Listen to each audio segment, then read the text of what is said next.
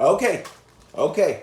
I don't know if you can see the bag of peas on my hernia, but we've got a bag of peas icing down because we just came right from the gym to record the greatest podcast for elite losers. So, just so you understand, I haven't taken any time for myself because I know there's a bunch of elite losers out there that tune in, maybe not, for this podcast. So, and well, for what it's worth, I went to right after the gym. We sat in the sauna. We did a little cardio. We did the Peter Attia protocol, the VO2 max workout, and we're still recovering from the thrown out back couple weeks ago.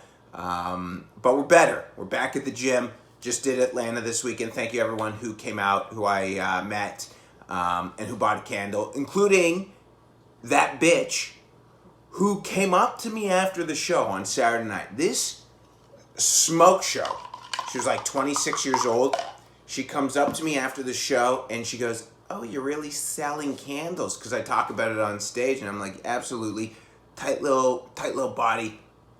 And she's like, "I'd like to get two candles," so I sold her two candles, and I'm like, "Oh man, if you ever come to New York, come to a show," because she was like kind of flirting, but I don't know. I don't know the difference between I find you funny and I want to fuck. Those are the same eyes to me.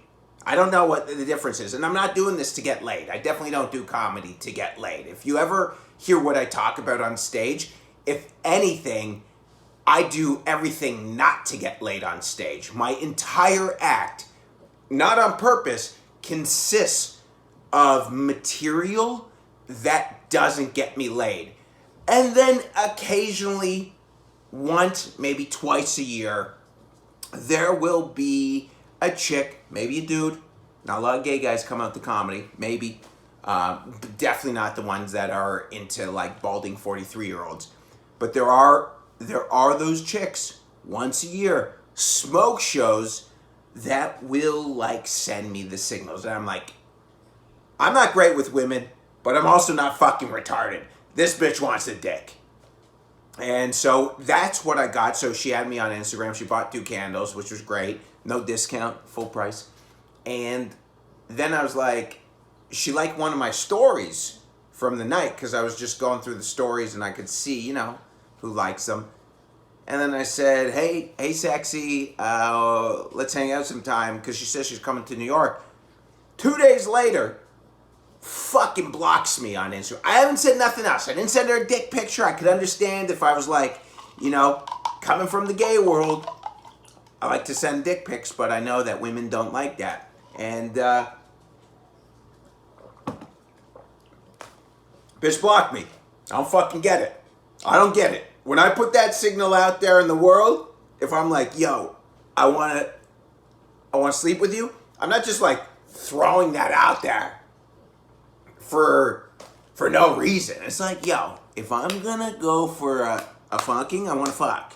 There's no like, I'm not sending mixed signals. My theory is, women will say, this is bad theory, but women always talk about guys who play games. And I'm like, no, guys don't play games. Man's intention, to get laid. And that's it. Woman's intention, you don't fucking know. Those are the games. No guy's playing a game. A guy is only playing in response to what a woman wants. Me, I go out for a coffee and shit like that. I'll take you out on a date because that's what you want. Truthfully, if I had it my way, come over, room's unlocked, grab something's bubbling. Come over, door's unlocked, grab some coconut oil, put it on your body, shine for me, and let me observe. The only girl I ever dated, I used to like say, yo, can you just rub some coconut oil on your body and let me just look at you? And she's like, you're disgusting. I'm like, why? I'm putting you on physically on a pedestal right now. I want you to like do a little show for me as Daddy J just hanging back there watching you glisten. But she thought that was disgusting, so she would never really do it. But in a perfect world, chick grabs coconut oil, or dude, coconut oil body. Guys are more down to do that. let me tell you something. Someone said to me, "Hey, I want you to put coconut oil all over your body." I was like, "Ugh, how's that?" But yeah, so she went MIA, and that's why I don't care anymore. I'm not chasing pussy. I'm not chasing ass. You know, this is what it is. I like to go for good meals, good food. If this is how it is, that's how it is. I've had my fun in my 20s and my 30s. I put up some good numbers during the steroid era of the gay years, so I'm good right now. It's fine. If anything, I just want to eat really well, and I wish there'd be better shows on TV. I like to watch Shogun, the samurai stuff. I wish there was a version of Sopranos out right now that would be like great TV, but all that's there is Shogun, and it's a lot of work because you have to read subtitles. Sometimes I just want to get high and not read and just fucking fall back and cake into the couch. But all good. Grateful again that the hernia is getting better. I have surgery in September. That's a good thing. I did after the gym. I went to the massage, get a quick massage. That's why I'm partially icing, because I got a thicker chick, which I like for a massage. I definitely love like getting someone digging in. She was like crushing me. When she was digging in, I could feel her second helpings. The second entree from last night, man. She was crushing me. And again, I'm not opposed to a thicker chick. When I started hooking up with chicks, I would mostly get the thicker escorts, the BBWs. One, they have big tits, and two, cheaper rates. I was just down for titty fucking. So hey, if I could spend $150 for 15 minutes, good to go. Great. That's a great bargain right there. So that was that. Had a great massage, and now we're here. Now we're queer.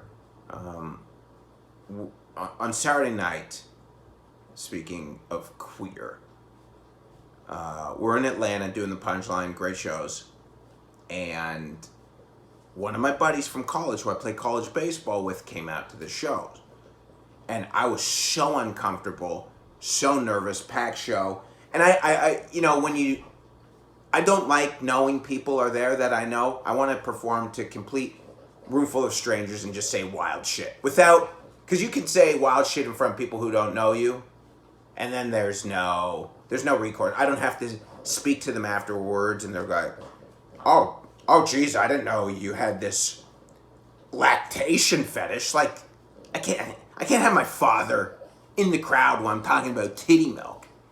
So I don't like anyone there, and he was there. It was a good show, but I felt you feel you're off. If you watch baseball, there's some pitchers who are absolute like Cy Young studs. They're studs. They're great pitchers, the best pitchers in the game. But not every game they have their best stuff, so they're just laboring through the game. And that's how I felt while he was there, because I knew, I was like, man, I got to talk about I didn't have to talk about the gay shit, but my thing is not, I'm not going to like change my act based off someone being there, but I was super uncomfortable talking about the gay shit, and I was like, I could just feel it was off. I was so in my fucking head, sweating, super uncomfortable. And you kind of don't know if people know. And we hung out afterwards, and it was great to see someone you don't see for literally 15 years. And we were talking about it afterwards. It's like, I don't give a shit. We all love you. And I'm like, yeah, but still, it's still uncomfortable. If I was totally comfortable, like, even now, like, I didn't talk about the gay shit till 35 years old, and I did it on stage. I came out, like, on stage. I was bombing on a Thursday night in a comedy club in Canada at Mississauga Yuck Yucks, and I'm eating shit in front of this audience, and they're not laughing at anything. I was like, what do you want to hear, that I suck dick? And they got a pop, and then I just kept on going. I was just let loose, and it was very liberating. But it was funny, too, because I'd always been thinking about it for the 2-3 years. I think it was 3 years into comedy. I'd been thinking about this shit. I've been, like, carrying this burden, and I probably talked about gay shit to, like, less than 10 people in my life. And I'm now 35 years old, except the fucking queers who knew about me. But even then, I separated the two lives. I separated church from state, gay from straight. It was like two different livelihoods. And when I came out on stage, and there was like an acceptance that felt fucking great. And Still, some people don't like it, which is cool with me too. But yeah, but then there's like moments where you have to come back to that, and it's still uncomfortable. Like, sure, I could live my life how I want. You could see whatever you want on social media, but if you know who I am and you knew me from the previous days prior to like 2015, and you knew me in my 20s, you knew me as a teenager, it feels like I've lied to you. I've like kept something a secret for so long, and it's like, how can I, I mean, it's just uncomfortable. It's super uncomfortable. But we chill watch UFC 300. It's just nice to know like some people fuck with you. That's why I like doing this. For the few losers, the elite losers that stick around and come in and watch us and comment and like, I appreciate that. It means something. Would I like this to be hundreds of thousands of people every week? Sure, but is that realistic? Who fucking cares and who knows? Why even think about that? I get too much in my head. I have to meditate all the time. My fucking mind fucks with me. My brother's, my half brother, but like blood, he's deals with schizophrenia. He's like schizophrenia, but he's pretty functioning, but I know he has like good days and bad days. And I'm like, fuck, man. I got like maybe 5% of it, because my mind will take me on trips about like just these ideas, and it will like concoct these stories that are going on, and I'm like, Jesus Christ, shut the fuck up. I know everyone's mind probably fucks with them too, so maybe that's just that, and I'm just like, yeah, part schizo. I don't know what it is, but I definitely know that my brain will take me down, and it's like never great. Like my mind once in a while will be like, yeah, you're gonna be fucking really successful, but most other times it's just like, there's a fucking guy staring at you, taking your pictures because he's gonna set up a whack job on you. Like that kind of crazy shit. That's why I can't read comments, really, if I ever got successful. Maybe that's a blessing in disguise. You have a good career, you make your $65,000 a year telling jokes, you get by, you don't have a lot of money saved, you invest a few hundred here and there into crypto. Maybe that shoots up, you get a little nest egg, and then you move one day to Vietnam and live on the beach for $1,000 a month. And that's how it is. Eat some good Vietnamese food, fuck lady boys. That's how, that sounds like a good life. But yeah, I mean, you just also have to deal with, like, the voices at nonstop. And I know everyone deals with it, because I do the meditations, I do the guided meditations, and that's all they talk about is like, the voice in your head and accept it, and, but shit, my voice tells me crazy stuff. Nothing like illegal, just how other people perceive you. And again, yeah, I make assumptions, I take things personal, and it's all from the fucking stupid voice. That's me. Anyways, with that little ramble, could have lost a lot of people, and people are like, if I ever make it, this is a problem with doing these things. If I ever make it, someone's gonna have like a 30-second compilation, or maybe even longer, of me saying the craziest shit. Yo, my mind's fucked up, and then just post it, and there's like, because that's what content is. These fucking idiots out there, they're just like taking down comedians, which nobody cares about, but it gets a lot of views. It's like, this guy. Just go fucking suck my dick. That's all you do. You're just like going after it. It's basically, all it is what shitty journalists did.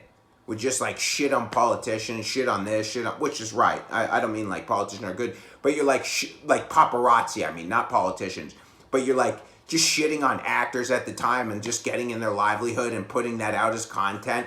You're just a bad journalist. You have nothing creative, nothing original to say. You're just taking someone's life and posting it, basically what TMZ is, which, that's how it is. Like, you'll see these compilations, Andrew Schultz this, Joe Rogan that, and like, so what? And the only people that really watch it, like, there are the entertaining things about it, but most of the people are miserable cunts. It's like, sure, I used to get glee from suffrage of some other people, but that was when I had my own shit to deal with. Now it's like, I don't want to be like that. That's how when I played poker, I would bust out of all my tournaments online on the Sunday, and then I just watched my buddies like be bad, like lose too, and that would make me feel good. And I'm like, that was such a terrible existence. So I avoid that mindset all the time. Man, your buddy's doing well. It's good. It's a good thing. Rising tide lifts all boats.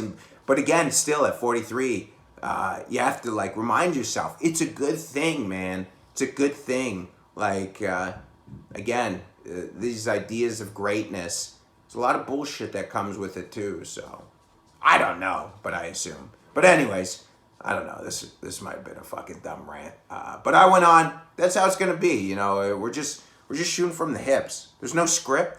There's no ideas. I have a couple ideas as I'm taking the train from the gym, but other than that, it's just the thoughts of the greatest elite losers, the greatest podcast for elite losers, and a bag of fucking green peas for the hernia. Have a great week, guys. And yeah, oh, by the way, we are in Houston May 3rd or May 2nd with Ryan Long. It's a Thursday night. And then on that weekend, I think it's the 3rd and the 4th, we're in Austin, Texas. So if you're down in the area, we'll bring some candles and also come say what's up. Take care, guys.